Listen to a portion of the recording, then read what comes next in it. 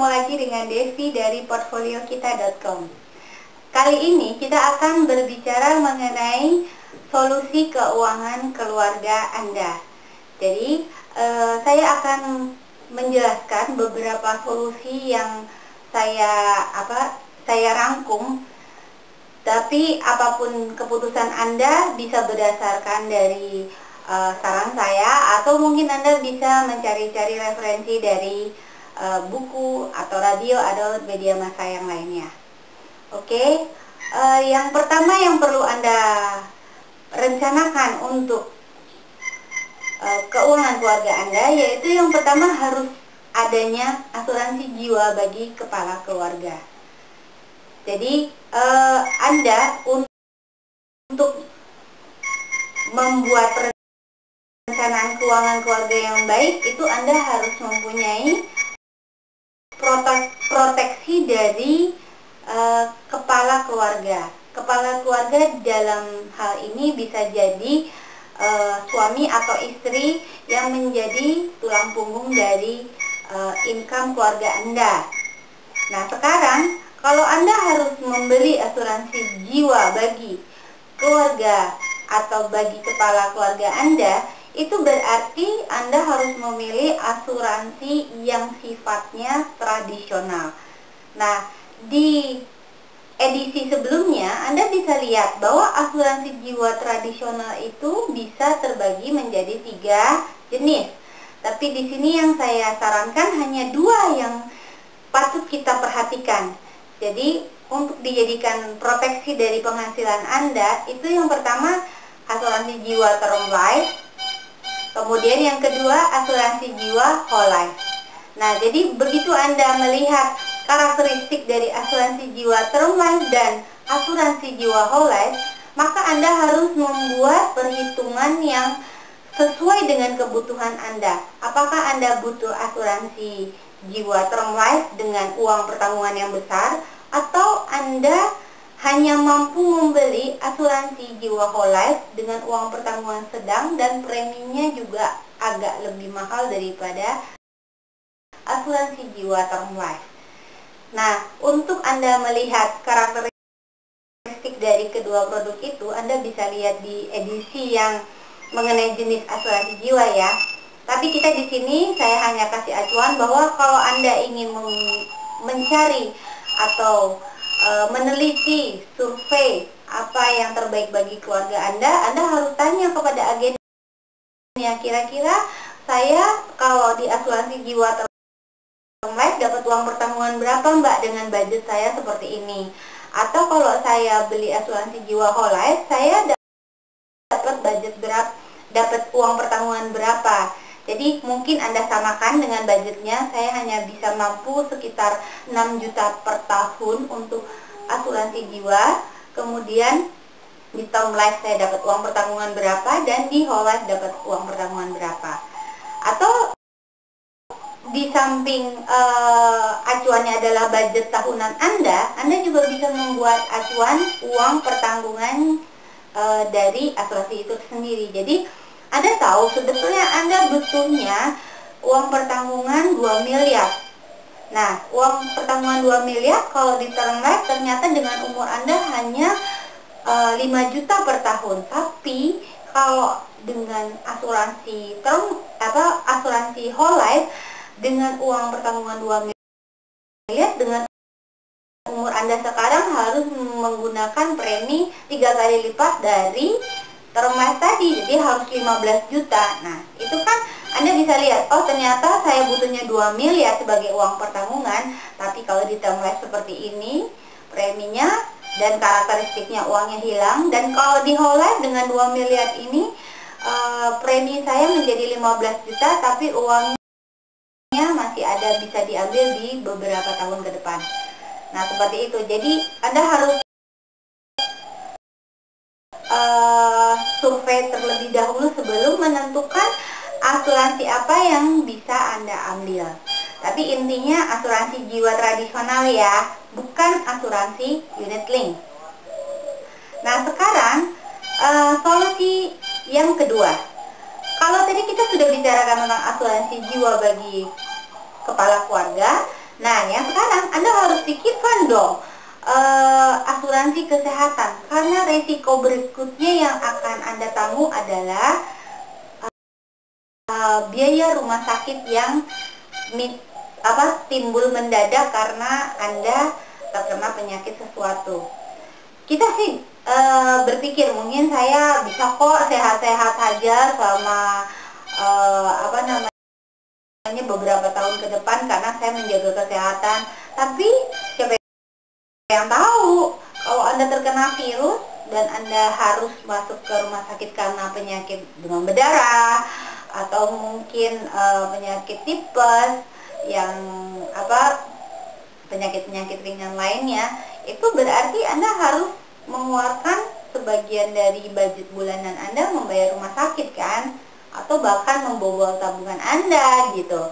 Nah, jadi dengan adanya asuransi kesehatan, semua risiko itu bisa ditanggung. Sekarang yang perlu Anda pikirkan adalah apakah Anda sudah punya asuransi kesehatan yang ditanggung oleh perusahaan? Kalau belum, berarti itu PR besar buat Anda dan pasangan loh. Soalnya asuransi kesehatan itu harus kita punya, karena itu sebagai transfer resiko kita. Nah, sekarang Anda beli asuransi kesehatan untuk kepala keluarga, tapi istri Anda dan anak-anak Anda tidak dibelikan. Wah, itu juga PR besar, karena anak kecil itu sangat riskan terhadap penyakit.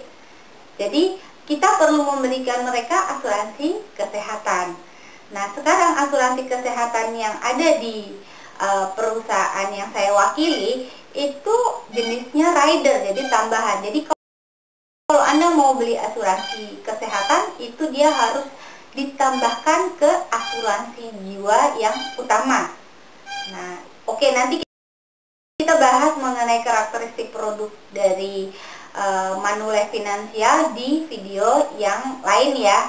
Karena sekarang kita masih bahas mengenai solusi keuangan keluarga Anda. Oke, sekarang berikutnya, kalau tadi Anda sudah banding-bandingkan asuransi kesehatan dan Anda sudah menentukan, oke, saya beli asuransi kesehatan tapi saya tempel di asuransi jiwa kepala keluarga saja. Itu bisa seperti itu. Berikutnya Anda harus memikirkan apa sih? Yaitu yang tidak lain adalah dana pendidikan anak. Jadi kalau misalkan Anda memang tidak berpikir untuk punya anak, atau mungkin Anda sudah saya tidak terlalu concern, itu ya nggak apa-apa. Tapi jarang ya ada orang tua seperti itu. Biasanya orang tua ingin anaknya berhasil di kemudian hari dan kita membekalinya dengan pendidikan yang baik pada saat ini. Nah, sekarang dana pendidikan itu kita bisa capai dengan dua cara, yaitu dengan asuransi, kemudian kedua dengan investasi. Nah, sekarang kalau Anda ingin berinvestasi, saya tidak menyarankan Anda untuk membelinya di asuransi unit link karena hasilnya tidak maksimal. Nah, sekarang kalau Anda ingin betul-betul berinvestasi untuk dana pendidikan anak Anda, saya sarankan Anda membelinya di reksadana. Atau kalau misalkan Anda tidak familiar dengan konsep reksadana, Anda bisa membeli dengan investasi di logam mulia. Nah, sekarang ada cara lain sebetulnya dalam berinvestasi. Anda bisa saja beli properti, kemudian atau Anda langsung bisnis sendiri di dalam dunia bisnis itu sendiri. Nah, sekarang kita sudah melihat bahwa dana pendidikan itu kita bisa capai dengan dua hal. Solusi pribadi dari saya adalah Anda harus mengkombinasikan antara asuransi jiwa jenis endowment dan asuransi jiwa jenis endowment dan reksadana. Soalnya kalau misalkan kita sudah beli asuransi jiwa jenis endowment, itu tidak memberikan kepastian kepada kita bahwa nilainya akan cukup untuk biaya pendidikan anak kita di tahun yang diperlukan ya gitu. Jadi kita perlu menambahkan sedikit investasi, tapi investasinya tidak dibeli dari asuransi lagi. yaitu kita beli dari tempat lain. Jadi saran saya adalah kombinasikan antara asuransi jiwa jenis endowment dengan reksadana atau logam mulia. Nah, sekarang yang solusi yang keempat yaitu dana pensiun. Nah, sekarang dana pensiun Anda sudah siap belum? Udah? Bagus deh. Yang belum, kasihan deh. Jadi begini ya, memang kita kalau masih muda, umur saya masih 25 tahun, waduh saya masih baru kerja, baru ngumpulin uang, jauh sekali mikirin dana pensiun. Lalu nikah aja belum, asuransi jiwa belum punya, asuransi kesehatan belum punya, kok iya mikirin dana pensiun? Kayaknya tidak ada dalam kamus anak muda seperti itu. Tapi jangan salah loh, kalau kita sudah mulai berpikir untuk dana pensiun, kira-kira mungkin umurnya 35, 40 ke atas. Nah, seperti itu berarti Anda harus siap menghadapi bahwa premi atau tabungan yang harus Anda tabung itu jumlahnya lebih besar apabila daripada Anda menabung sejak usia muda.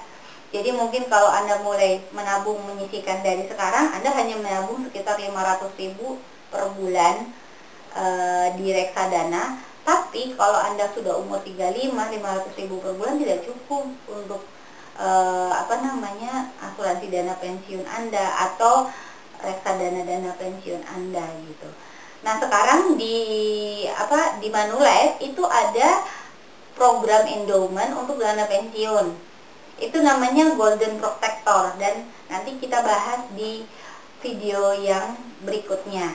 Tapi yang perlu diingat, kembali lagi, dana pensiun harus disiapkan sejak sekarang. Karena kalau Anda ingin berleha-leha di usia pensiun nanti, berarti Anda harus menyiapkannya dana dari sekarang. Jangan lupa ya, kalau misalkan Anda terlambat, maka apa yang harus Anda tabung sekarang harus lebih besar daripada yang sebelumnya. Nah, seperti itu. Itu konsekuensi ya. Tapi daripada selamat ya. Kalau saya pribadi sih, saya pengen pensiunnya nanti usia 45, 50, saya sudah leha-leha gitu. Tapi kita lihat saja nanti. Nah, oke, jadi kita kembali ke solusi keuangan keluarga. Poinnya ada 4. Ingat ya, pertama asuransi jiwa bagi kepala keluarga, kemudian yang kedua asuransi kesehatan, apakah perlu atau tidak, itu Anda yang sendiri yang mereview bersama pasangan. Kemudian yang ketiga, itu sangat perlu, dana pendidikan anak. Dan yang keempat, dana pensiun. Anda bisa saja ambil, bisa saja tidak, tapi yang perlu Anda pikirkan, apakah yang saya akan lakukan di usia pensiun saya dan berapa biaya yang akan dikeluarkan pada saat itu. Apakah tabungan saya sudah cukup? Seperti itu. Oke, semoga apa yang saya sajikan di dalam pembahasan masalah pada hari ini bisa membuat Anda mengambil keputusan yang tepat bagi keluarga Anda. Oke, dah.